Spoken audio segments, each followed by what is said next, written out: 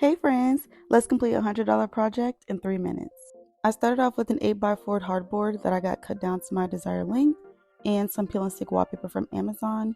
So here you see me laying out this wallpaper, and let me tell you, you definitely need another person if you've never done wallpaper before. But fun fact about me, I always follow through on my commitments and we just take risk over here. Next, I'm adding some unfinished chair rail molding with some wood glue to secure it into place that I spray painted black, and we're going to attach it to the hardboard with a brat nailer, my favorite tool. And just like our mama say, do as I say, not as I do. Please don't secure the rail molding directly on the table. Do it like this instead. All of the details for the supplies will be added in the comments below, so make sure you check it out. And while you're at it, like, subscribe, and share. So now I'm just securing the rest of the chair rail molding to the rest of the board, and I'm taking my pliers to cut off the extra nails. I'm using the antique gold rub-and buff to add some character to my frame, and then an X-Acto knife to cut off some of the edges from the wallpaper left over.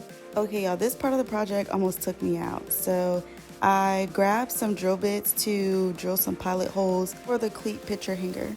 Because the hardboard was a 1/4 inch thick, I needed to find the perfect wood screws that wouldn't pierce through the hardboard and poke a hole through my wallpaper. Because the hardboard is very delicate, you have to be mindful of how much pressure you're adding when you're doing these pilot holes. After making the little indentations with the drill bit, now you can go in and make a little bigger hole for the screws to grip onto.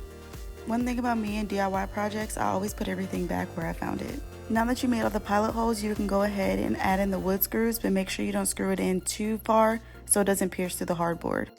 I'm still trying to master the fastest and most effective way to add these cleat hangers onto the wall. So I'm taking some painter's tape, pre-marking some holes, and we're going to measure how far and wide we want it from the bed and from the ceiling. I have mastered the art of eyeballing thanks to cooking and doing these other DIY projects around the house. But the good thing about the cleat hanger, you can definitely adjust it to the right and to the left where you see fit. Now for the finisher, I didn't use wall anchors because this cleat hanger holds up to 300 pounds and I'm not going to touch it once it's up. And voila magic! What would have cost you over $100 buying it from the store? You did it yourself and learned something new.